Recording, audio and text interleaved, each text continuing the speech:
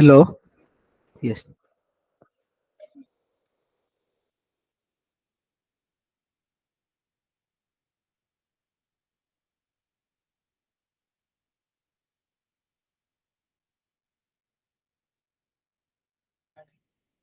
You go and outside anybody is that there, tell them to come here. The tea. Okay. Suppose they will start.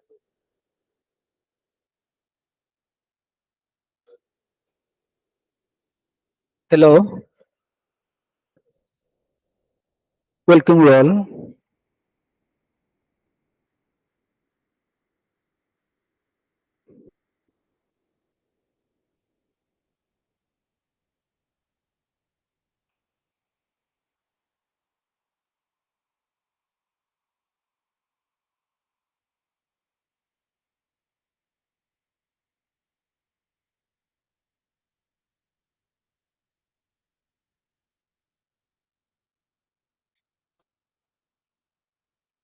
Grace ma'am भी आएंगे grace ma'am Virendra इसका paper है ना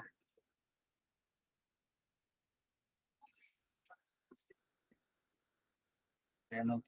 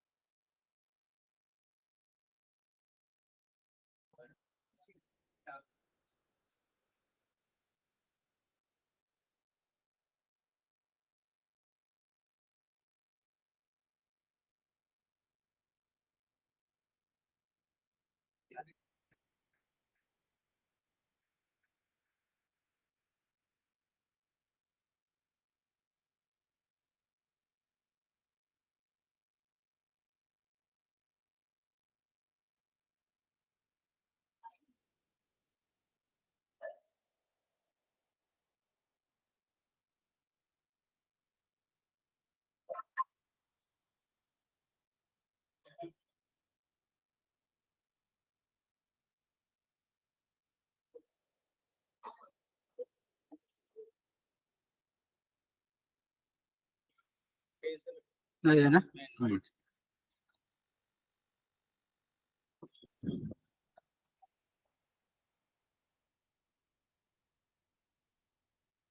Hello. Welcome you all to the next academic session. It is fifth academic session of this day. This session is going to chair by Dr. Namrata Kothari.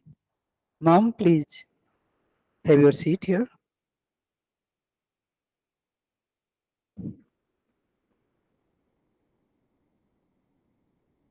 And we have six number of papers.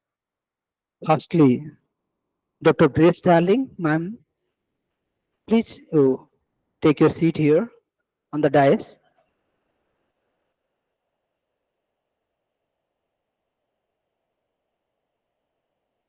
Next one, Dr. Virendra. Please take your seat here. Next, Dr. Rajesh Jain. Dr. Rajesh Jain. Debhuti Misra. Debhuti Misra.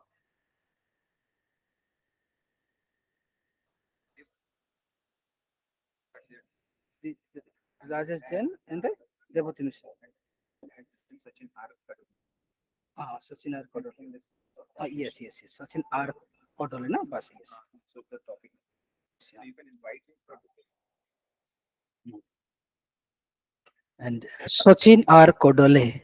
Now we'll welcome to our chairperson of this session, Namrata Kothari with Sal and Garland. And also we will welcome our speakers,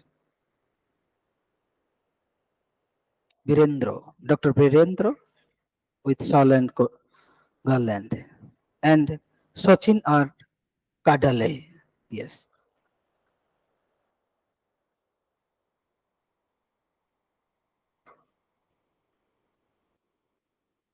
With Shalan Garland. And Grace Darling, ma'am. Dr. Grace Darling, ma'am. Welcome with. Okay. Three. Yes. Now, Renu Paul. Renu Paul. We welcome to Renu Paul, ma'am, with Garland and shawl. Yes.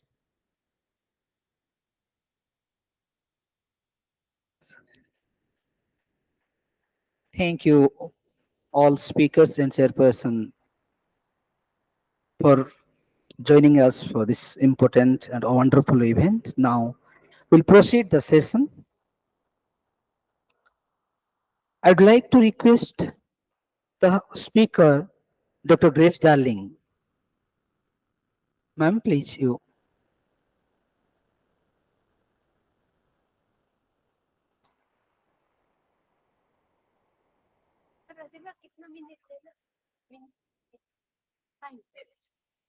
Okay. Just when it's 10 minutes, please let me know.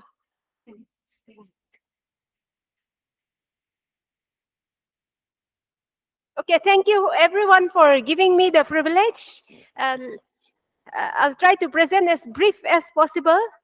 Everyone knows, but maybe a reminder of some of the important things. And I think the topic is not given. Jain and Biblical Ethics Comparative Study. I'll not touch many of all the ethical things because too many ethical things are there in almost all the religions of the world. But then maybe few important core ethical we have to touch. The world is enriched by numerous religions, including major and minor religions. Some of the major religions of the world, like Christianity, Islam, Hinduism, Buddhism, Jainism, Zoroastrianism, Confucianism, Taoism, Shintoism, and Sikhism, all had contributed much to ethical teachings and influenced the world to be more moral. And minor countless religions do impact the world. And what is intriguing here is also to find out the many moral teachings along with the reasons behind them. Why should men be moral? Why should we be moral? So to find out the motives behind. And some may be moral for liberation's sake or for moksha, as many questions were pointed out to our previous presenter. Why should one be moral? And then some may be moral for liberation's sake, and some may be moral as a standard of following the holy and living God. Some may be moral because they respect other beings or because it's a moral law given to us. Finding out the motives behind what impels one to be moral is an interesting quest. Significant similarities in almost all the moral teachings of the world are found, and their contributions are great. But accommodating every non-religion in just one paper would be an impossibility. So, a religion of Indian origin like Jainism, for now, Jainism's few core ethical teachings will be studied comparatively here with few Judeo-Christian ethical teachings found in the Bible. And even for these few major religions that I'm going to touch, it's not possible to include every ethical teaching, but just a few core teachings. So the key words can be like Jainism, Panch Mahabharatas, Judeo-Christian ethics, or 10 Commandments, and Sermon on the Mount. So these would be some of the important core areas: the Panch Mahabharatas and the 10 Commandments and the sermon, Jesus' Sermon on the Mount. So this would be the main topic that we can cover. Jainism, being atheistic religion, emphasizes, I may not say atheistic religion, but which may not emphasize much on the part of God for moksha, but emphasize more on self-effort to come out from the samsara.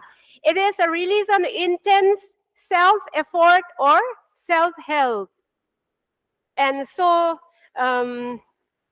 it implicates that one has to be really, really moral in every walks of life, even in the way we think and eat and drink and conduct and behave with one another.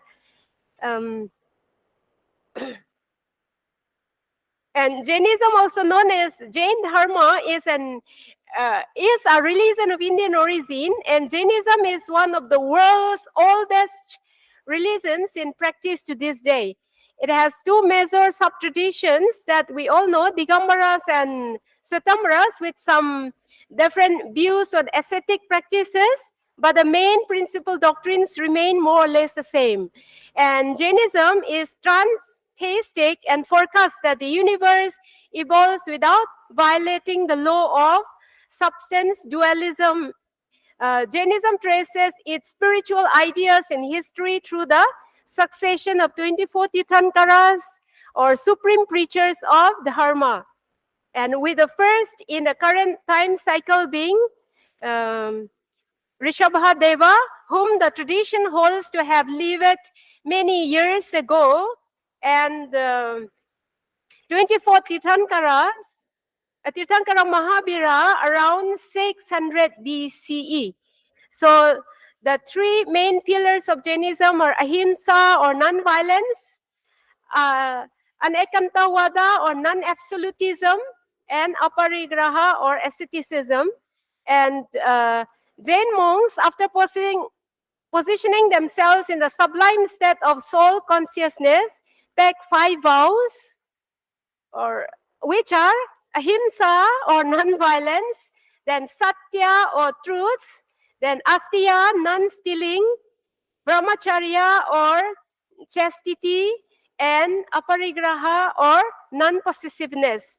These principles have affected Jain culture in many ways, such as leading to a predominantly lacto-vegetarian lifestyle as well.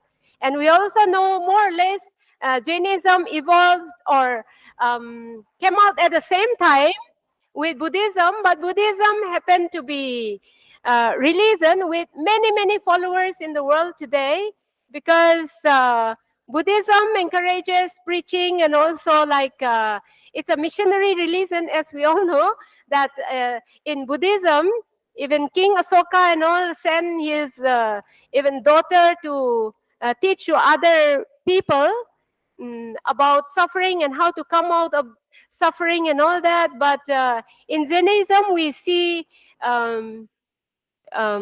like before, minimalism, or even in food intake, or even in the way we use clothing, or even in the way we have to travel. So people don't travel far and wide those days. So maybe that is one of the main reasons. Though Jainism is still very, very strong and it contributes much to human society, yet more or less it came out more or less at the same time with Buddhism, but the number seemed to be not as much as Buddhism. And the reason behind could be that it doesn't encourage people to travel far and wide, because this religion is life conscious. And as we travel more and more, like even walking on foot may destroy or injure people's life on the way as well. Okay, coming back to the core issue, a brief introduction on Christianity or Judaism. Judaism has a long ancient tradition. It started mostly with the call of Abraham by God, and then with the call of Moses by God. And Moses gave it a more perfect shape in about 14th to 15th century BCE. Moses received the 10 Commandments of God written by God through fire from Mount Sinai. Besides this, the 10 Commandments and numerous additional ethical, social, political, and religious laws were given through the prophets in the scripture down through the ages. And Christianity started in the 1st century AD after the sacrificial death of Jesus for the sins of the world, his resurrection from the dead, and his appearances to many people, sometimes individually and sometimes to small groups, and sometimes even to groups where more than 500 people gathered at a time. So Christianity has its root in Judaism, including the first 5 books of the Old Testament, which is also called Torah in Judaism, and is inseparable from it. Jesus' sacrificial death and resurrection is seen as a fulfillment of the Old Testament. Okay, more stringent ethical teachings were given in the New Testament Bible, including love for God, love for neighbors, and love even for enemies. Love for God, love for neighbors, and love for enemies. And it emphasizes much on holy living, humility, cheerful giving, forgiveness, gentleness, goodness, compassion, faithfulness, obedience, kindness, and to work for peace with all people.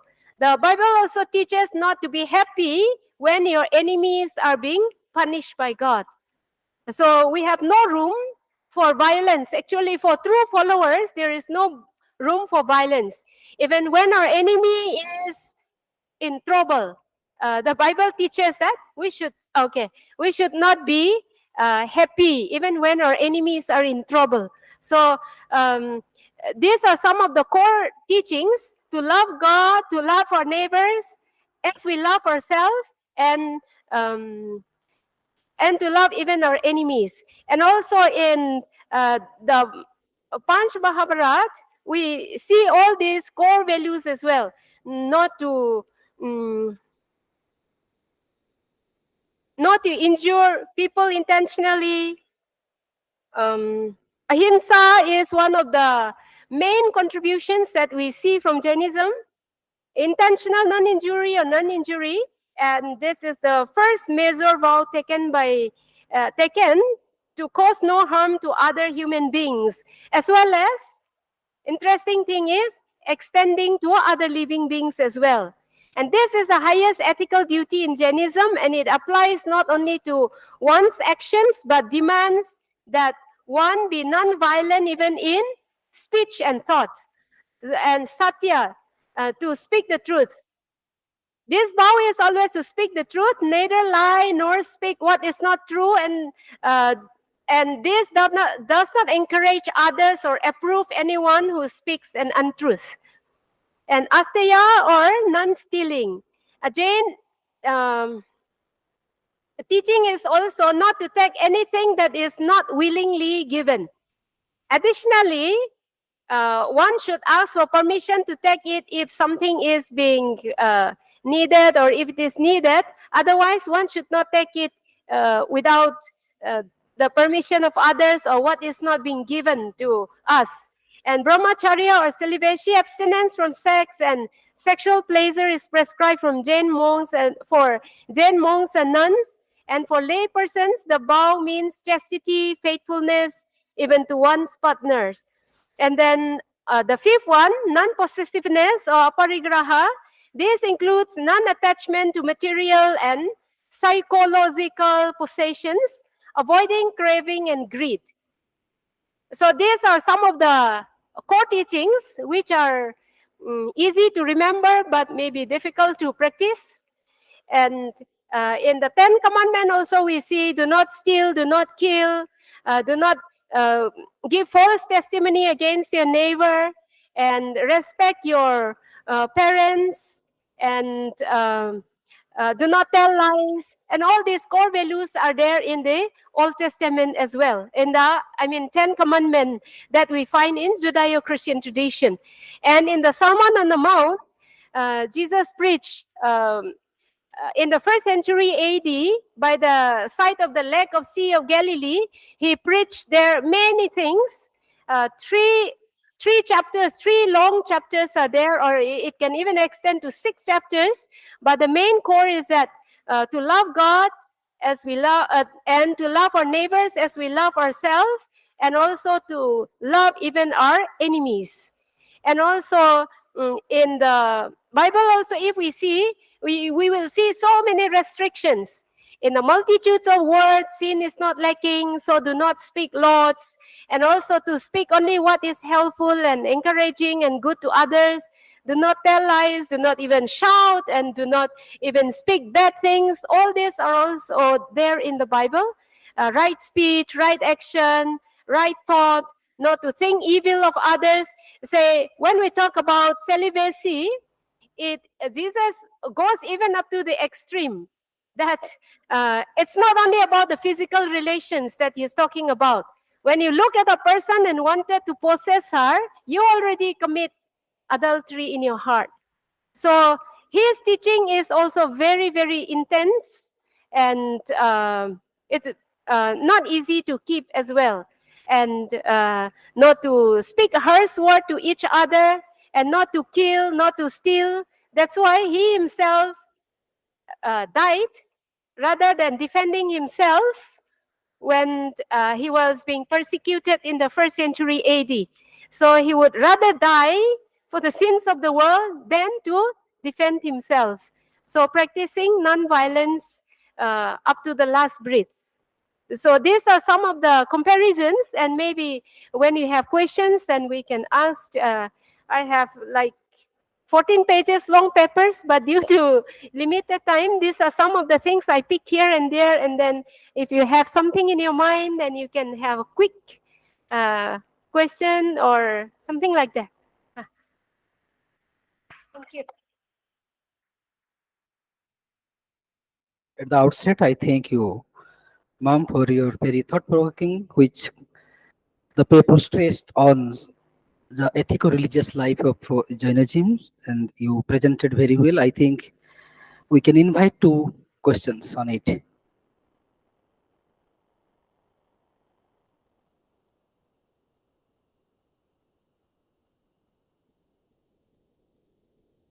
Okay, Simi. Go and give. Simi.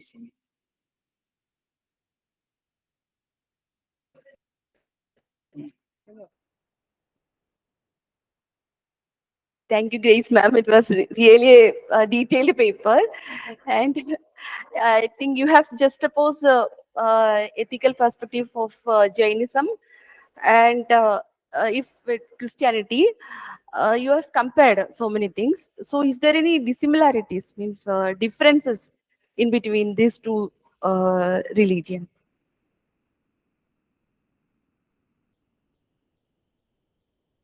Okay, the difference could be like many similar points are there, but the difference could be like practicing morality is for moksha on the one hand, and in Christianity it may not be for moksha, but as a standard of living. As God is holy, He calls everyone to be holy. Of course, in Jainism also it is said, with the intention of getting moksha, if we are doing good things, and if we are restraining ourselves from many other things, it also involves motives. So it still creates karma.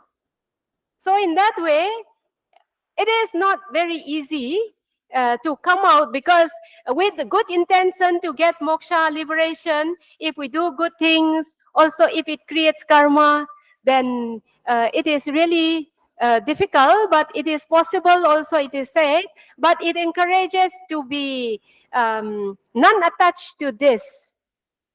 And also, the another difference could be, besides many other similarities, the difference could be, one is self-help, and the other is considering others' effort and others' health as well.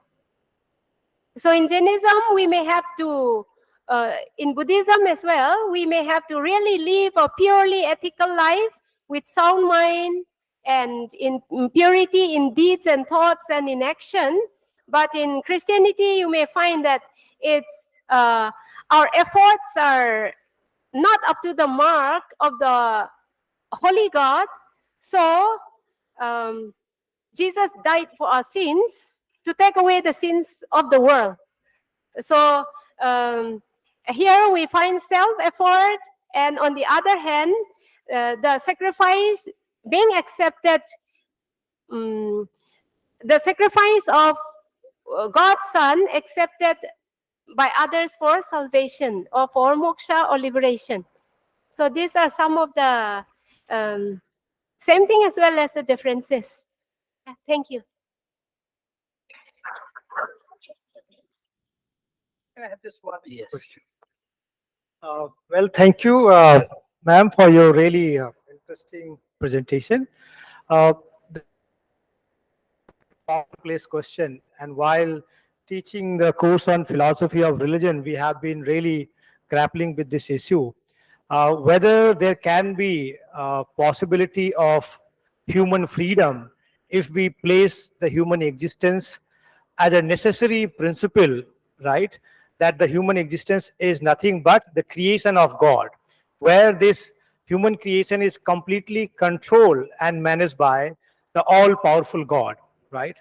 And if God is all powerful, then what is the scope of human freedom? And if the humans are not free, then whether they will be having any ethical discourse possible within their worldly life. So how would you like to respond? Because I find that there is no convincing argument which can really establish the compatibility between the human beings and the God, who is nothing but has given birth to human beings, right? Because if God is all powerful and omniscient and omnipresent, and then it really becomes problematic for human beings to see themselves or posit themselves as born free, right? Because if God knows every next moment what you're going to do, then it's really difficult to see that you can do otherwise. And if we can't do the otherwise, then there is no freedom left to the human beings. So how would you respond to this question? Yeah, thank you. Yes, I think this is and this will always be one of the toughest question and answer to be found in philosophy of religion. Because even when it comes to religion without giving importance to the existence of God or without the functions of God also, that the theory of karma is still controlling. So we have no freedom in one sense. Theory of karma is controlling. And on the other hand, in theistic religion also, yes, we do find that though freedom of choice is given, one has to be responsible for it. And the ultimate one who will be executing the reward or punishment is ultimately God himself as well. So this will always be a difficult question, even both for theistic and atheistic religion. And I think this question may still go on. And yeah, even if freedom of will is given, and it is also said in theistic religion that it's because of angelic and human misuse of freedom of will that suffering has come into this world. But then, if freedom is given, and if even if it is misused, and the main one who execute this is in theistic religion, it's God himself. So my only answer would be maybe God's way or God's thinking, God's way is not our human way of thinking. So God has his own way of executing things. So sometimes it is incomprehensible as well. Sometimes some of his thoughts are comprehensible. Sometimes it is even incomprehensible in theistic religion, as well as when it comes to the theory of karma as well. Because we are already bound. Whatever we do, it will have impact. So, yeah, I'm sorry, but these are difficult questions to answer, I think. Thank you. Thank you so much, ma'am. Now we'll proceed to the next presenter, Dr. Virendra, who is going to discuss about two words, the peace and analysis of karma theory and Jaina lifestyle.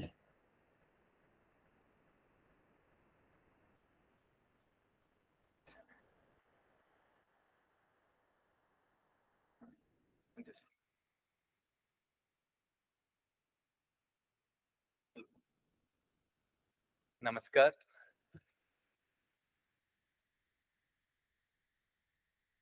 Namaskar. I am very thankful to the organizers. Hello, I am audible. Hi. Namaskar. I am very thankful to the organizer and my dear friend Dr. Anand Jain to invite me to present a paper here. My paper is titled Toward the Peace and Analysis of Karma Theory. Jainism not merely talks about the peace, but it leads us toward the peace. It is the only religion or philosophical school which gives space to everyone to put forward their thought and opinion, and also shows them the mirror of reality with the theory of Anekantvad. Market is intruding into our families and constantly provoking and making us realize that materialistic growth is only and ultimate happiness. Our generations, misled by such thoughts, are constantly engaging into violence, rape, illicit relationship, drugs, etc. National Crime Records Bureau, Ministry of Home Affairs of India, releases every year a statistical data of crime in India. The record constantly has an increasing graph of violence, forgery, theft, property dispute, rape, extramarital affairs, etc. New technology and scientific knowledge have given us a comfortable life, but not the peaceful life. The market is overflooded with the video games and give pleasures to kids through fighting and shooting games. I am sure is very well aware of the game like PUBG. Tobias Gritmeyer's research reveal violent video game play is not associated with increased aggression in a player, but also in the player's social network. Rap music and hip hop culture is constantly enhancing aggressiveness among the teenagers. Richardson and Scott points out that there is a symbiosis between violent reaction in rap music and a culture that rewards violent expression. In all such circumstances, I have been analyzing the karma theory and Panch Mahavrata to understand the peaceful path suggested by the Arhat and Acharyas. Among philosophical schools which developed in Indian subcontinent, salvation is the ultimate goal, and they do share a common view that karma plays an important role in everyone's life. Mokham 28th chapter of Uttar Dhyana Sutra thoroughly discuss about the true method of performance leading to the salvation. Before dealing in detail about the karma, I am briefly mentioning about the 9 categories called Padartha. The 9 categories are living being, Jiva, non-living being, Ajiva, the binding of the soul by karma, Bandha, merit, Punya, demerit, Papa, inflow of karma, Ashrava, stoppage of karma, Shamvar, inhalation of karma, Nirjara, and emancipation, Moksha. Karma, according to the Jainas, flow into the soul through ashrava and impedes its progress. No soul can attain to moksha till it has worked off all its karma, auspicious and inauspicious. There are 42 chief channels or ashrava through which karma enters a jiva. Karma is considered the major reason for jiva to constantly get different lives in the world. Sutra Kirtang Sutra states, influenced influenced by their own karma, all being wanders in the wheel of sansar and suffers according to their previously acquired karmas. Without experiencing the fruit of the acquired karmas, they will never be liberated.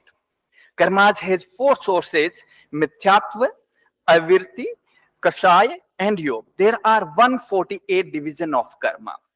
In the Svetambar Jain Opatik Sutra, Mahavira gives a sermon on this subject to King Kunika.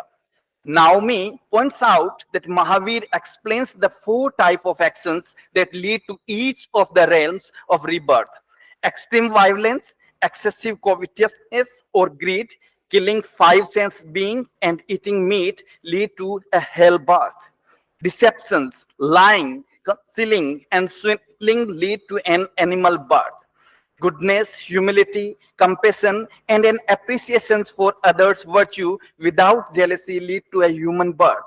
And ascetic discipline without abandoning passion, householders conduct enduring pain out of helplessness, and austerities performed in unrighteousness or ignorance lead to heavenly birth. It is very clear that karma plays a very important role in taking birth. In Trishashti Salak Purush Charitra, various episodes of past life of Tirthankar also suggest that till the process of Samar and Nirjara is not complete in the life of enlightened himself, moksha is not possible. However, to break the bondage of karma, how to get salvation, how to get peace, the enlightened being has suggested a path which leads us toward the ultimate goal of soul. Panch Mahavrata is the fundamental key to solving any problem. Rather than talking about the birth episode narrated in these stories, I am discussing a visual representations of the last birth of Arishnemi, known as Sri Neminath. In Dilwara and Ranakpur Jain temple, various philosophical, religious, and mythological motifs are conveyed through the carving of the stone. In Jain beliefs, non-violence is seen as one of the prominent virtue, and Jain monks not only preach it but also very strongly follow the path of non-violence. Sri Neminath, one of the Tirthankar, got renunciation just after the listening the fearful cries of different animals. In Trishashti Salak Purush Charitra is described the lives of 63 illustrious persons. The life event of Sri Neminath are thoroughly discussed in 8th Sarga of Trishashti Salak Purush Charitra. The narration of the event in the next goes on as Nemi heard the pitiful cries of animal and asked his charioteer, "What is this?" Though, last 2 minutes. Okay. Oh, I think, is it visible now? Okay. I think, okay, now I've just entered to my core area. I work on the visual history.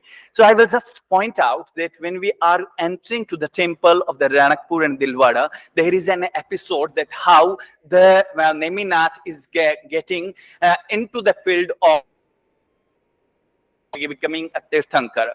In the first slide, on the upper part of it, you can see all these animals are kept there and are going to be slaughtered. And after that, the Tirthankara clearly points out that just as these animals, why have you suddenly turned away from the festival? When Nemi is asked, he said, just as these animals, we are bound by bonds, so we are bound by bonds of karma. Just as there was release from bondage for them, so I shall take initiation to make my own release from the bondage of karma, the sole source of happiness. I'm just pointing out here that the lifestyles which the new education has given us, and specifically the Jain lifestyles has given, there are a lot of differences. There is a sharp contradiction between these lives. Modern education constantly suggests that package matters and money is the ultimate goal. But as per the Jainism, salvation is the goal. Controlling masses and resources resembles to true power in the new education model, but controlling to own senses is the true power as per the Jainism, where one leads to me and my life, the other talks about charity, kindness, empathy. In Jainism, to hide the truth and stealing is heinous crime, whereas the new education teaches to earn money using other ignorance. And you may have found there is small star and term and conditions are written because no one can read it out.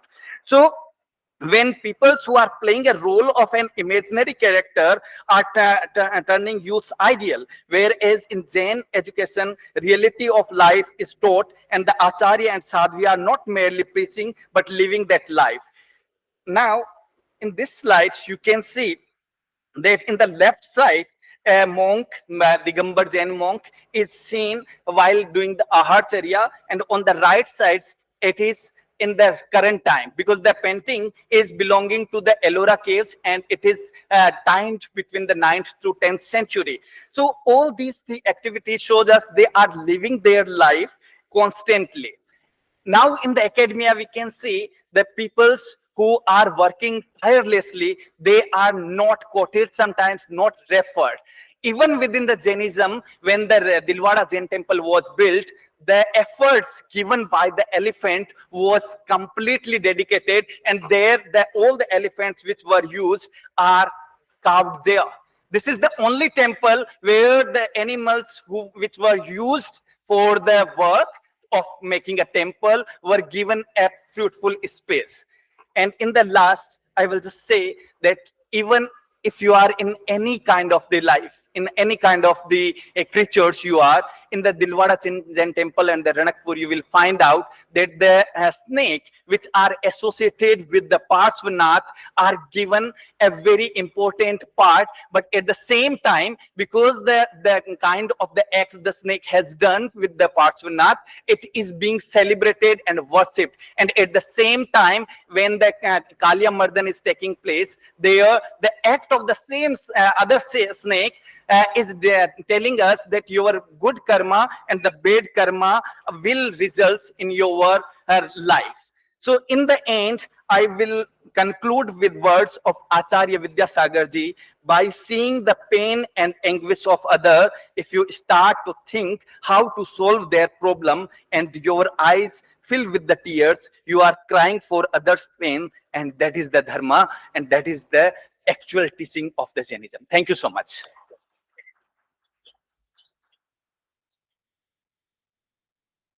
Thank you, sir. Thank you so much for your attractive and very much, I can say, interesting one. And you picturizes many concept into many pictures. I think this is the time to invite some questions on it.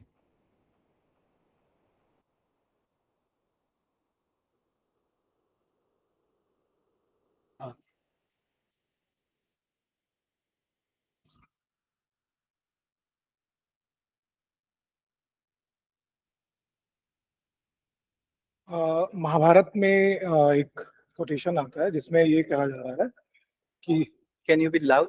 Mahabharat में एक quotation है जिसमें ये कहा जा रहा है कि सारे जीव एक दूसरे पे निर्भर करते हैं, लेकिन हिंसा, अच्छा sorry, in Mahabharata there is a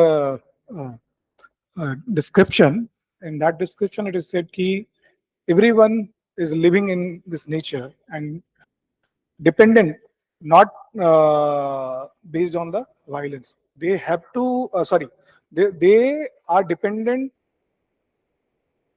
I understand Hindi. You अच्छा, can you ask understand him. Hindi. हाँ. So उसमें जो मूल प्रश्न ये है कि एक जीव दूसरे जीव पे जो निर्भर करते हैं वो हिंसा की वजह से निर्भर करते हैं. तो आपकी दृष्टि में ये क्या संभव है कि अहिंसा परमो धर्म कहा गया, महाभारत में भी कहा गया है और जैन धर्म में भी कहा गया है, तो उससे शांति कैसे आ सकती है? Yeah, thank you. That's how there is a difference between the human life and the wildlife. That is actually because if you will talk up when we are talking about the previous life of the Tirthankaras too, you will find out they have had a birth in the other creatures. For an example, they have been the elephants too. Even these stories will find out that in the Buddhism, there are the same kind of the examples. You will find out these structures. So it is not expected from the animals to do these. It is expected from the human beings that when you are full of the senses, you understand to the path what is the goal of your life, only then you will be reacting to that. If we are going to the Sanlekhana for an examples, when you understand that in the end you realize, because nowadays veganism and every ideas which are coming out from the European world, they are coming so aggressively that only we are doing this. But when the Sanlekhana, what is the Sanlekhana? That in the end, when you completely realize that whatever you are eating, even in that there is a crime, then you leave the food. And that sensitization, that realization is giving you to taking you toward the salvations. So that is important to be understood, that this is to be followed within the human consciousness. For an examples, now you may understand that nowadays government is spending lots of money to protect the tigers, lions, and how these extincted. No one was killing them except the human beings. So what is happening now? The human beings are intervening in the life of the wilds, and after that we are saying we are the saviors. There are so many species on extinct, and we come with the projects. This capitalist world constantly tell you we are doing this everything. After coming with the products of the ureas, now we are saying that no, we are going to be organic. So whatever your lifestyle is, that will be destroyed, and after that Europe will come with the idea that we are coming with the brilliant ideas, and this is the right way. So we need to understand these lifestyles from our own ancestors who actually has practiced, only have not preached that. Thank you.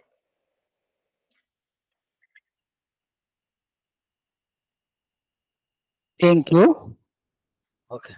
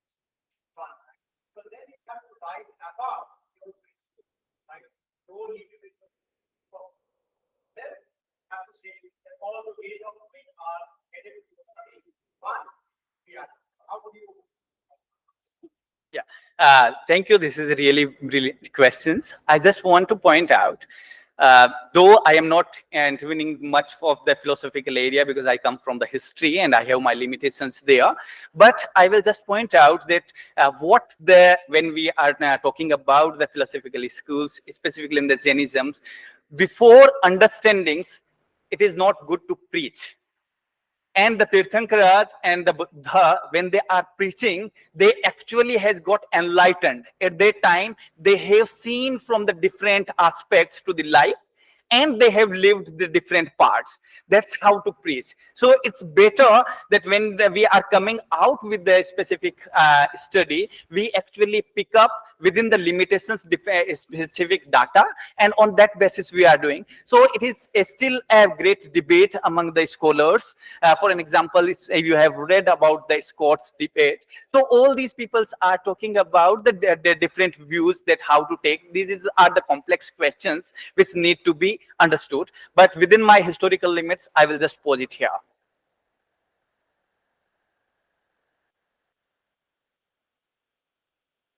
मेरा प्रश्न है, हिंदी में ही होगा। जी, जी।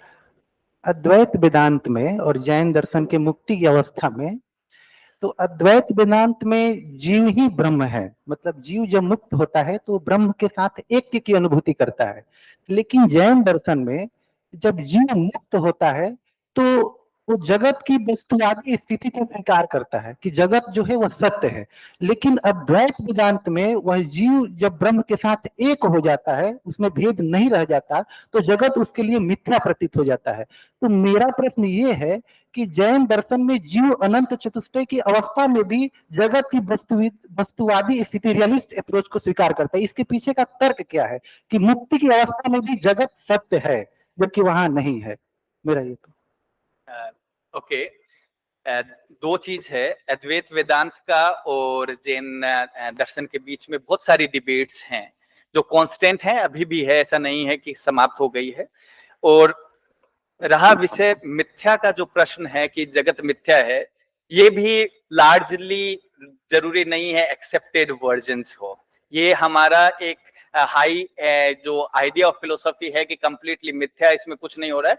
That is about the realization, who is realizing, that is important. मैंने starting में 9 पदार्थ के बारे में डिस्कस किया था कि कैसे कर्म जो है जीव में प्रविष्ट होते हैं। यहाँ पर जो आत्मा है, बिना कर्म बंधन के अवस्था में, वास्तविकता तो कर्मों का बंधन को काटने की आवश्यकता है, क्योंकि जब सारे के सारे जो कर्म हैं वो कटेंगे तभी आप एनलाइटेंड और सेल्वेशन की तरफ जा रहे हैं, है ना। और वहीं पर अद्वैत का जो कंसेप्ट है उसमें ये सीधा है कि ये पूर्णतया मायात्मक जगत है, इसमें रियलाइजेशंस के लिए कोई जगह नहीं है। रियलाइजेशंस और पेन जो है एक अंडरस्टैंडिंग है जो सोल खुद करता है ना, वो देखता है, दृष्टा है वहां पर। तो ये डिफरेंसेस वहां पर है, ठीक है। And again I will point out, I am a historian not a philosopher, so I will have my limitations there. thank you so much, sir, for your good paper. So now we can proceed to the next presentator. I think we could go for Swachin R. Pandale. Yes.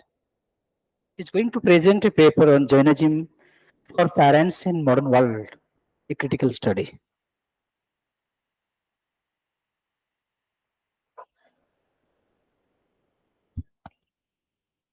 First of all, thank you for giving me opportunity. First, thanks I'll give to Padma Prasad sir, and then Mukul sir and Anand sir. Jai Jinendra to all. I like to chant a mantra. This is a very fundamental of Jainism, I can tell.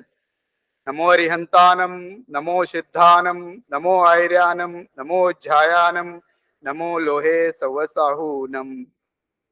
So next is a live and let live, जियो और जीने दो, Jainism और एक है अहिंसा के साथ। सो कल और आज कोई उसका सेंड नहीं किया, so please don't mind about it. So मैंने वो उसके बात कर रहा हूँ, लिव और लेट लिव। शायद आप बहुत सी जगह देखे होंगे, सुने होंगे। और अभी वो सर जी का ग्रेट पिक्चर स्टार्टिंग में था, आपने उसमें देखा होगा, अहिंसा परमो धर्म के साथ जैनम, जयतु शासनम और 2-3 चीज। So my topic is very simple, and I'm really grateful to all the scholars here and BHU also that first time I'm presenting my paper in my life. So I'm really thankful. Thank you all listening, and just 5 minutes, I'll not take much of your time. So it's very simple. It's for a parents. So as all of we know, our country is a country of villages. And till 1991, the economic reform happened during the P.V. Narsiram Sarji, PM the, or when the Dr. Manmohan Singh, our former Prime Minister, has opened up the economy. Till that, like most of the people lives in villages. So we had a great upbringing with a joint family structure of living, like getting upbringing in 20-25 people together. I hope most of the people here, the scholars also enjoyed that upbringing, that joint family structures. तो बहुत से लोग रहते थे साथ में. So next is that as a child we had a freedom in this world, and as our grandparents, parents, uncle, aunties, brothers, sisters used to go mandirs and practice the japas, tapas together, the process like, and that food habits also. So surrounding with them all, automatically or default, we inspired as a child by our elders. So, but current situation, we live in a families, very nuclear families. Most of the cities I'm talking here, like city structure is nuclear families, only husband, wife, maybe 1 or 2 children. And now that European culture or Western culture that it is coming up that we don't require child also. Why we need child? That we are getting, because we have a child, we are getting affected to the, like we are, our environment is affecting by getting birth, giving birth to the child also. I not get into that detail. So we used to start our day life with going to mandirs, basadis, Jains and tapas. So it's very important duty, I call, rather than a responsibility of a parents to inculcate the habit of Jain achars. So it's a very simple. Whatever you do, child follows. They don't listen to the parents. I hope most of the parents will understand this and agree my point. They see you, see your actions, vibes, body language, and behaviors. Action speaks louder than words. I hope you must have heard this dialogue number of times. So continuing here, by going to the mandirs with the children, we are exposing to them to the Jainism, Jain wave, and their like-minded people also. So we are helping them understand the community also, building communities also. And next some steps getting added by, I can tell my Guruji, they are introduced me here actually, Dr. P.S. Padma Prasad, a scholar, ex-vice chancellor of Bangalore University. See, do bhajanas, stotras, songs, at least 15 minutes in the evening with whole family sitting together with child on holidays. And also take your children to Jain pilgrimage places, historical places like Udaipur, Girnar, Hombuja, Shravanbelgola, Ellora. Hombuja is in Karnataka near Shivamogga. So, and before going there, you make them history, like tell them history about there and salient features of the spot. So this helps you to facts when you are in the place. Don't take children to temples when there is a much noise or a heavy rush, because mandirs when there is a peaceful atmosphere. Take them when they are a peaceful atmosphere. Wherever you find an opportunity, explain them the delicacy and speciality in Jain principles. Tell them they are different from similar principles in the other religions. This should be done in an informed way. So these all words are added by my Guruji, my Dr. Professor. And afterwards, I'd like to add two more points which Anand sir has just given me, and I elaborated them. See, nothing personal with anybody, any religion, any society. So it's just a fact. Yeah, sorry. So with all support from Anand sir, 2 points. So you know the situation, the liquor habits in children, in the college-going kids, I can tell our people. So it all starts with parents. So nowadays parents are working, husband, wife is working, they don't have time each other. So when they need time each other, for a child, for a 3-year, 4-year-old babies, they start putting 2 drops, 3 drops of liquor to them, like they can sleep calmly, peacefully, and they are not getting disturbed as a parents. So, sorry, it is a fact in the society. I hope most of people agree. So when parents are going for a movies or they want to spend time together, so it is leading to the habit in future. So Jainism can really help in that way, like inculcate the Jainism way of upbringing the child, and they include themselves. And second point is, you know that when the husband wife both are working, so they are leaving child to the maids, caretakers, or daycare centers. Nowadays, like in cities, you can observe that daycare centers are popping like mushrooms in cities, where there's a flourishing business for them. So they are exploiting parents also in thousands of lakhs of rupees, because that we are taking care of your children.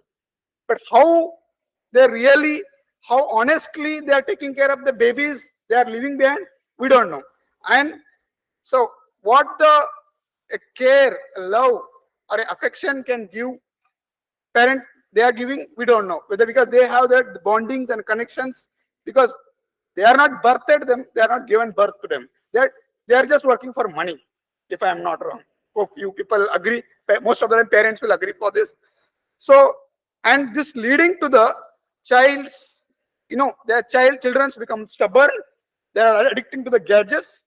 The screen time, yesterday we discussed from Sumanji, the screen time using of the GBs is increasing. That all Reliance and other people are getting benefited of it. And it is leading to the eye problem. The children become a spectacle. So optician ka business बढ़ रहा है यहाँ पे, and it is leading to the obesity and also diabetics. This statistics is very disturbing that child at a 4, 5, 6 age, they need to put a insulin. In Bangalore, in Karnataka, they have started one of the, in TV, they have started one, what do you call as, not able to get that point, series, मतलब ये children उसके ऊपर, that they are not able to take care. So this is what, and the children are not interested to go outdoor activities, and they are physically, they are not interested. It is affecting their health, and it's very disturbing situation in society.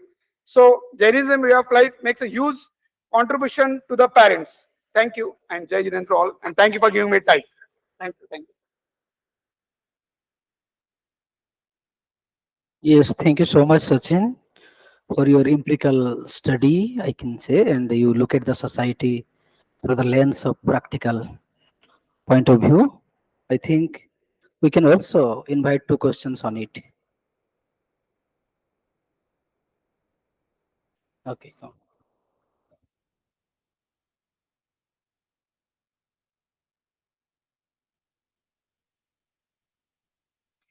Congratulations on your very, yeah. So my question is that you are talking about the life structure, actually, the new way of, yeah, modern society. So actually, it is the matter of care that the personal being a human being take care of their children. So I think that you actually to frame them as a joint family, or are focusing on the upbringing of joint family. There are many actually atrocities, and there are no freedom at all to all the members of the family. Even we see in the villages that the children do not actually express themselves as a freely. So how can you actually reflect on this, that what will be the freedom of the children while they live in the joint family? Thank you. Thank you so much.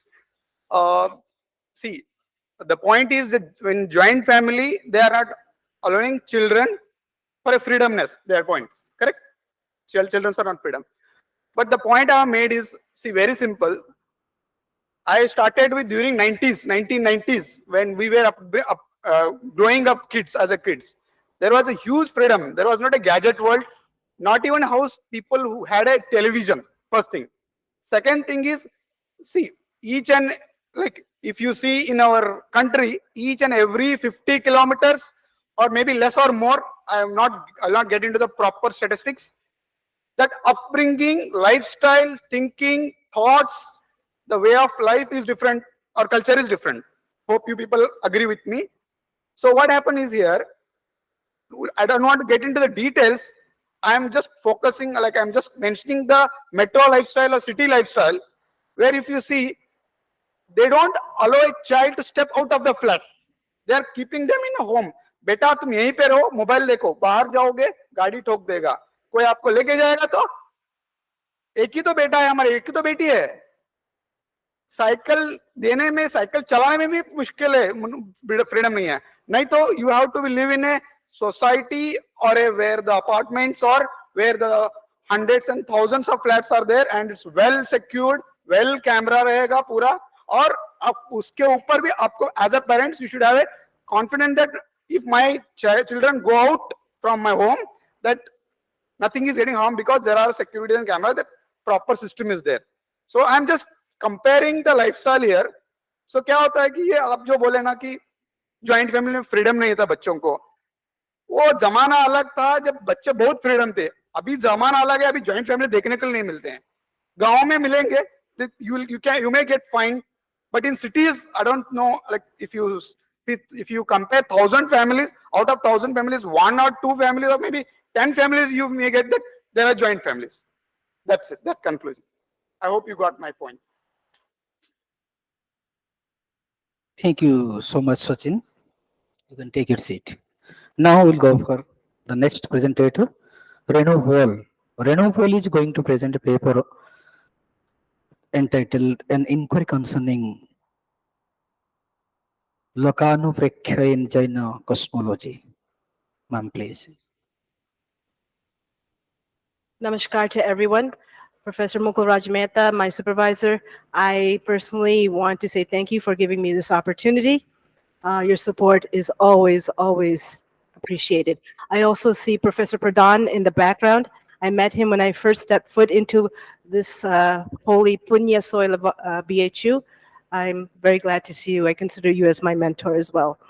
I just want to say that I am a neophyte in this area of Jain cosmology.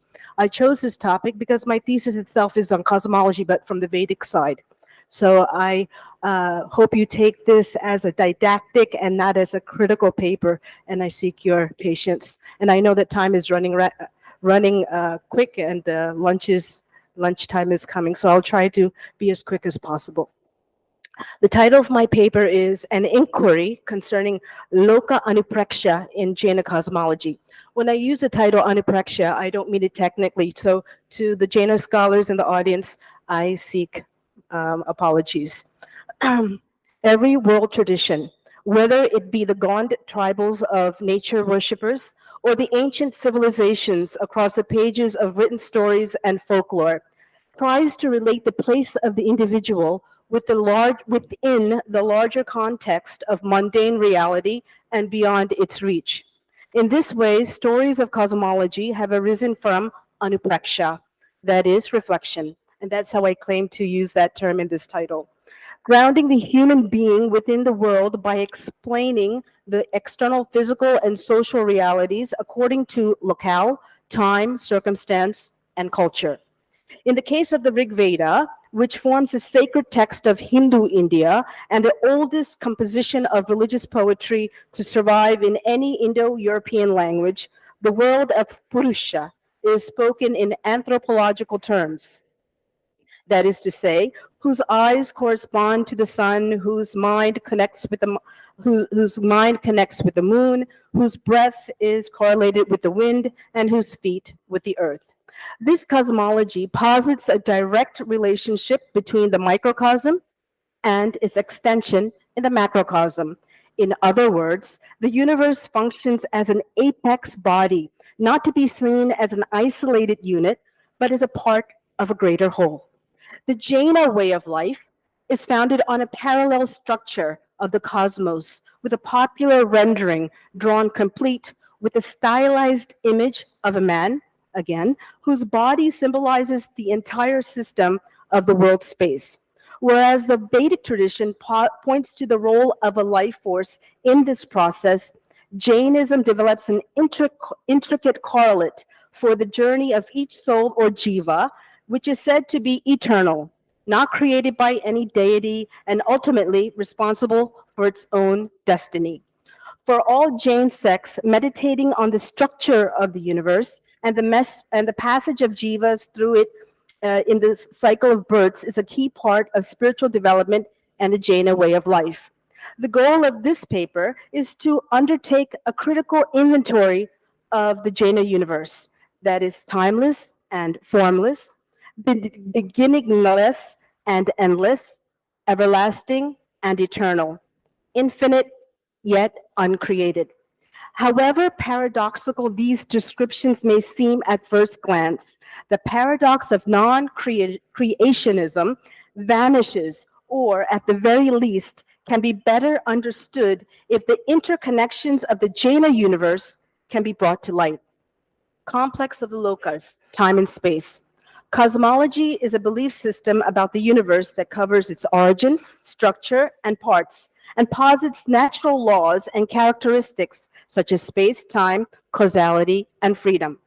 The superstructure of Jaina way of life and practical philosophy is founded thus on the structure and blueprint principles of Jaina cosmology, which contain the following precepts tied to an interconnected system of karma and ethics. Even though they are highly technical, the Jain doctrines of the cosmos are importantly intertwined with moksha, which is perhaps why they are well known and widely circulated not only among Jaina monks, but also among householders. In fact, reflecting on the nature of the cosmos is taken to be an important spiritual practice for every follower of Jainism. Jaina cosmology, first of all, divides the inhabited universe into 5 parts, namely the lower world or Adoloka, which is subdivided into 7 tiers of hells, each one darker and more painful than the one above it. The middle world, or Madhyaloka, comprises a vast number of concentric continents separated by seas. At the center of the continent of Jambudvipa, of human beings who are residents within these 3 regions, namely Jamdudvipa, the second continent adjacent to it, and half of the third. The focus area for the Jainas, however, is Jambudvipa, the only continent on which it is possible for the soul to achieve liberation. The celestial world, or Urdhva consists of 2 categories of heaven, one for the souls of those who may or may not have entered the Jaina path, and another for those who are well on the path close to their emancipation. The top of the occupied universe is the Siddhashila, which is the crescent-shaped abode of liberated souls known as Siddhas. There are some areas inhabited solely by ekendriyas, single-sense organisms that permeate the occupied universe. The cosmological idea of the Jaina world can be best understood through visual representations, and as such, cosmic man is a Loka Purusha. He comprises the lower pyramid, representing the Adoloka. The Madhyaloka is located at his waist, while the upside-down pyramid, that is his torso, symbolizes the Urdhvaloka, which is divided into various levels that are indicative of the heavens. Finally, Siddhas inhabit the top of the worlds in the Siddhashila, signified by the whole crescent moon on the forehead of the cosmic man. The worlds of cosmic man are portrayed from a frontal view that emphasizes the Madhyamaloka as being the smallest of the 3 worlds. However, it is the most important from the spiritual point of view because it is the only part of the world where human beings and animals can live and thus develop spiritually. Of special note is that human and animals make their residence here. The interactions, therefore, between living and non-living reality all take place in the Jain cosmos called Lokakasha, the space with worlds. The cosmos is understood to be created and internal, without temporal beginning or end. While it's deemed to be very large, its specific shape indicates that it has a finite size. Within their canonical texts, Jains imagine the cosmos as being narrow in the middle, wide at the top and bottom. As the Jain cosmological teachings became more and more complex, their descriptions of the cosmos also became increasingly elaborate and technical, and the cosmos commonly came to be rendered in the shape of a human being, or Loka Purusha, as I said earlier, narrow at the waist with legs standing wide apart and arms bent at the elbows, resting at the hips. In addition, each one of the 3 worlds is made of several elements of repetition and rooted symmetry. Here, I'm going into technical details and how incredibly fine the Jainas went into the different the ontological realities. So it's quite technical, but I'll try to run through this quickly. The mathematics of the universe is complicated and highly detailed, making intricate descriptions and images of the universe replete with mathematical principles. In this case, Madhyamaloka is circular and constitutive of concentric rings of continents separated by rings of oceans. Each continent is a duplicate of the central one, as I mentioned earlier, Jambudvipa, which itself is a complex of mathematical proportions. The 3 worlds of the Jaina universe, taken as a whole, then, is the area where jivas travel on their spiritual journey to omniscience and salvation. So what I wanted to point here is that there is no separation in the cosmology and the lived reality of Jainism. This is why, as I mentioned earlier, the importance of knowing the cosmology is so integral to living Jainism. The journey is in the form of a continuous cycle of rebirth in which transmigrated souls are born in various conditions and in different roles according to the karma they have collected over previous lives. Embedded outside the anthropomorphic description lies Mahavira's three pronouncements known as Tripadi, existence or reality as Sat, which is said to be a combination of appearance or Utpada, disappearance or Vyapa, and persistence or Dravya. Again, getting more technical and fine-tuned here, 6 fundamental entities or dravyas, substances, constitute the universe from this triplex of entities, namely jiva or the soul as consciousness, pudgala or matter, dharma or the medium of motion, adharma or the medium of rest, which is opposite, akasha or space, and kala or samaya, which is time. Other than jiva, all are non-living substances, but all of them together are composed of infinity in space and countless in number. Although all 6 entities are internal, they continuously undergo countless changes or paryaya. And I think this helps me understand my conundrum or the paradox when I first entered to the text, is that how can the idea of non-creationism be in par with this whole complex system which Jains have come to have come to compose and put together. There's a little more here, but I don't want to take your time. But thank you so much. You've been such a patient audience. Pranams.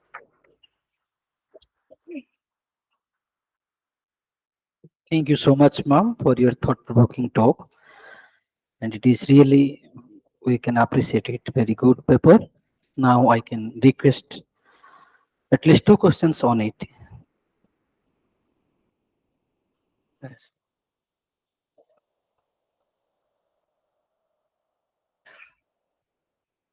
What is the importance of living good life if you understand Jain cosmology? And since you described that you are also following Vedic cosmology, so, yes.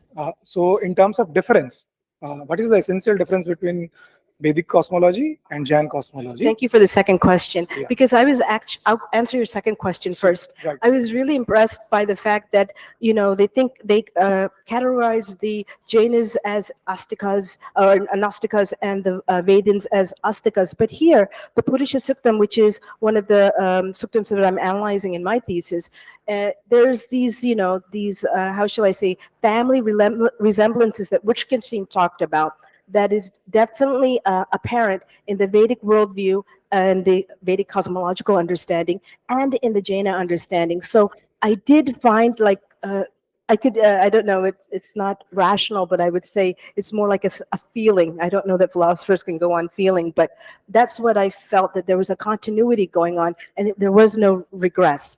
The first question that you asked about the connect between cosmology and way of life. Again, I was also perplexed there, because when you're doing these sorts of questions, especially in the Semitic world and Christianity and all, these are questions that are meant for theologians, for philosophers who spend their times thinking and writing. But here you see that even a householder is it's not a question of may, but you have to be ensconced in it, involved and understand it. So for me, I feel that it's just a continuity, and it also shows the depth and philosophical richness of Jaina thought. Thank you for your questions. You have to wait for my thesis when my present. That's actually one of the most important suktams that deal with Shushti. We can discuss that personally, and when I okay, we'll definitely talk about it. Thank you so much. Thank you. Thank you, ma'am. Thank you all. Now we have another paper. So the scholar of this department, Pradeep Gon, who is going to present on challenges of climate change in Jaina's perspective. Please come. Thank you, sir. Good afternoon, all of you. My name is Pradeep Kumar Gon.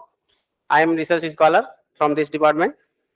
My topic is challenges of climate change in perspective of Jainism.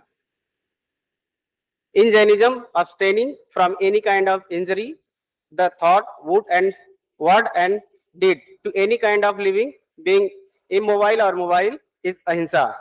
Jainism leads six classes of living beings, namely earth, water, air, fire, vegetation, which has only the sense of touch, and mobile beings that are two sense, three sense, four sense, and five sense, with or without the mind, which is instrument of thought. Vegetarianism is the foremost instrument of thought. Vegetarianism is the foremost manifestation of ahimsa vrat.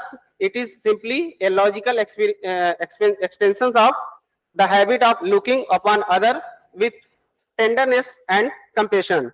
The basic reason is that one, we are cruel to fellow human being also. Human reality is not the center of things, with right to conquer and subdue nature.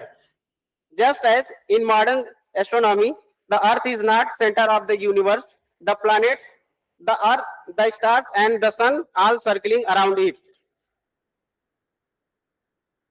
A major challenges for our time, climate change concern both our daily life and world geopolitical order. It is one the dimension of global ecological crisis, a direct consequence of complex interaction between human and nature. The most important anthropogenic effect of the climate is increasing trend in the concentration of greenhouse gases in the atmosphere, which is likely to cause global warming. Effect of global warming, like the biodiversity, uh, disappearing of many species on ocean, increasing sea level humans, on human economic health, and the scarcity of resources like food and energy give rise a new conflict and on weather, drought and flood. Humanity is in a state of debit. Year after year, it consumes more resources than nature provides. This overconsumption has direct effect on the climate. To better understand the issues at stake, the Belgian philosopher and biologist Bernard Fels shed light on the complex relationship relationship between human and nature, and then on the ethical aspect of climate change management.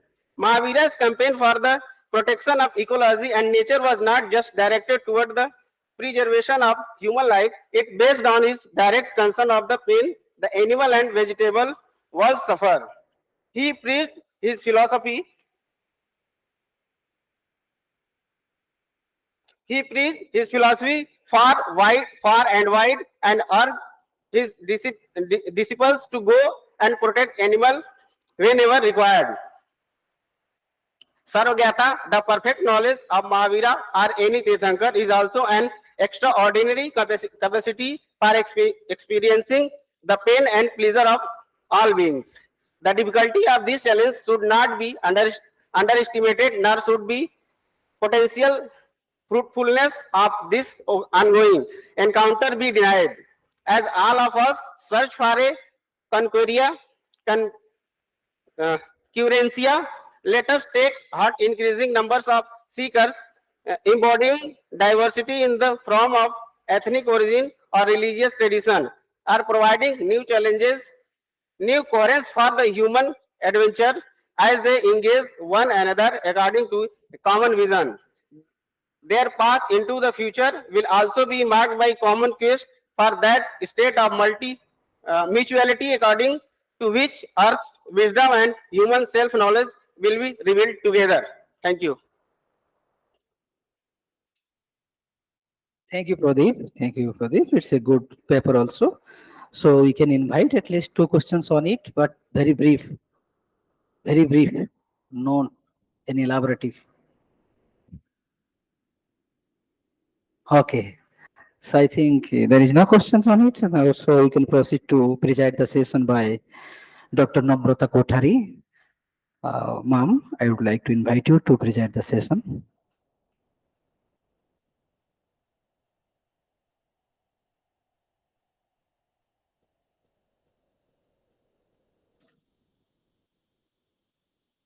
A very good afternoon to all. and thankful to the organizer for giving me this opportunity to chair this wonderful session. I congratulate the organizer because the seminar is very successful, as it is successfully helps to stimulates the too many question among the minds of the scholars. So the success of any seminar depends on this. And yesterday, today, on both the days, we have very fruitful and good discussion on all the topics presented by different paper presenters. And I'm also congratulate the presenter of this session also for keeping in time and completing their paper in time. Thank you. Now the first paper presenter, Dr. Grace Darling, she beautifully explained the Jain biblical ethics and its comparison with other ethics like Christianity, Judaism, where she highlighted about the moral teachings and the reasons behind it, why we should follow it, which is a path of liberation, which leads to the path of liberation. She also highlighted the importance of following ahimsa, anikanta, and anuvratam, and the origin of Judaism and Christianity, and how it differ from Jainism. And the last very important thing which she mentioned is the message of love. It's not for human beings, but also for animals, which is important for all of us to make enemy, even our enemies, our friends. So I congratulate her for this beautiful presentation. The next paper presentation was done by Dr. Virendra. His paper was towards the peace and analysis of karma theory and Jain lifestyle. He has highlighted a new perspective in his paper.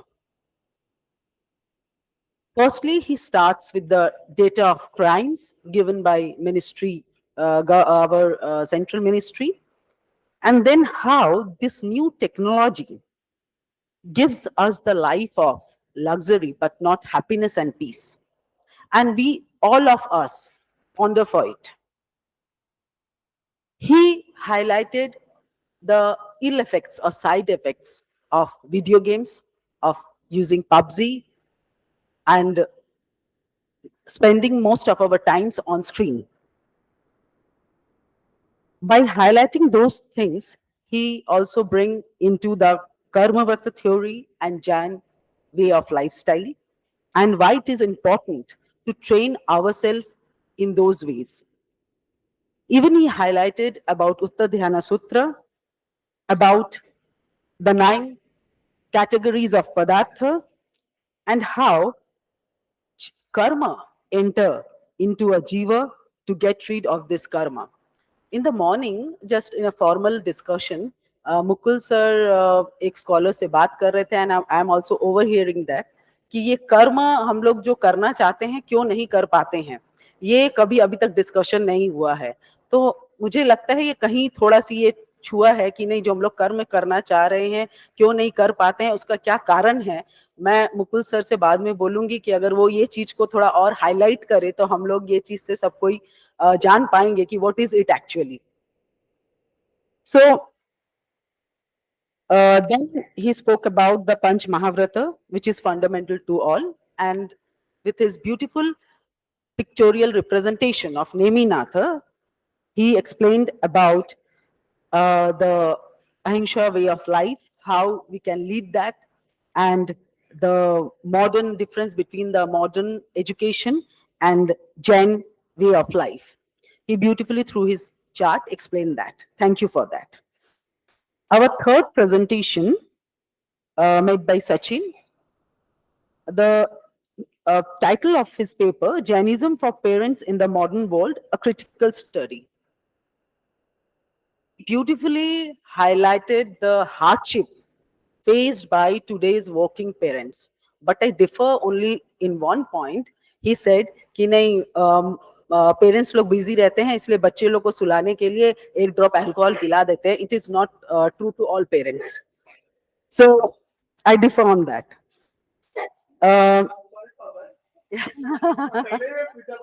No, it's okay. It's okay. It's okay. So he also highlighted about the importance of joint family and the demerits of nuclear family and the struggle and hardship of a children in a nuclear family. Thank you very much for that. This is definitely a very important question and question in today's world, which we are facing constantly. And definitely the Jain way of life is it will gives us the light towards that direction, how we deal or to tackle with this problem. Our fourth presentation was by Renu ma'am.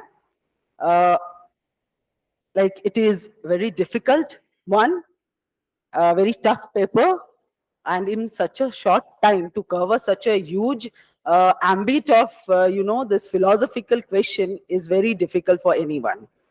And definitely it will leads to different sort of question in the minds of the people, which we will discuss later on. Because of the shortage of time, we can't discuss over here. So on about the cosmology, what are the different layers of cosmology, how it divides the world, about the Jiva, Ajiva, Kala, Pudgal. She has covered a lot in this short time. So thank you very much for that. Our last paper by Pradeep, a research scholar over here, on challenges of climate change from Jain perspective. He also very beautifully presented his paper. He highlighted a very pertinent question, more particularly, we are more aware of it after the, this COVID-19, where the importance of ecology, we will understand, and how we will preserve, promote, and protect our environment is very pertinent question in today's world. Because without environment, without protection and preservation of environment, it is very difficult for us to live in this world, because our life, our survival will be at stake if we will not protect our environment. So very important issues come up in this session, and thank you very much for your presentation, to all the paper presenters and also those who questioned it. Thank you very much. Thank you all. Thank you.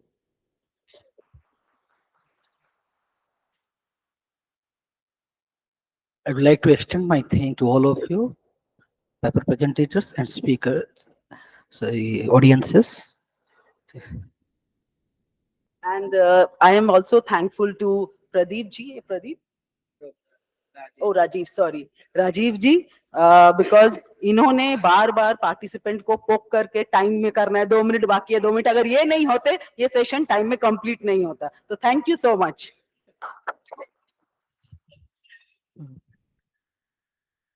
Thanks.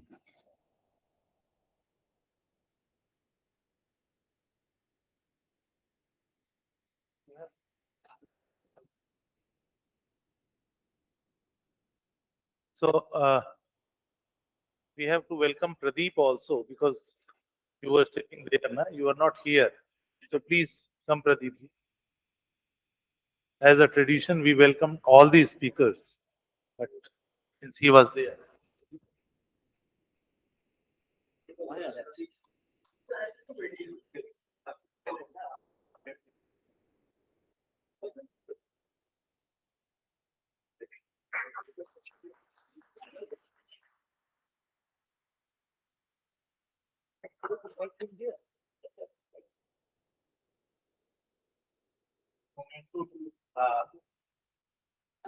Dr. Namrata ji, very successful.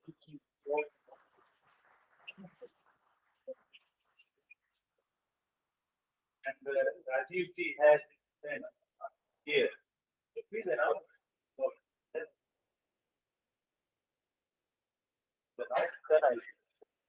Actually, he's Dr. Venkat Raghavan. He is my friend, and both we are studying in Hyderabad Central University. It's basically, he is very good in Indian philosophy and Indian logic more specifically. And he is recently working in IIT Delhi. Sorry, IIT Bhubaneswar. IIT Bhubaneswar.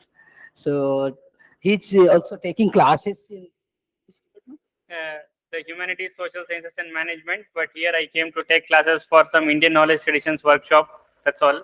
I just came to meet Rajiv Sab. Now he has put me in this position. So that's all. Yes, now we are going to welcome him here.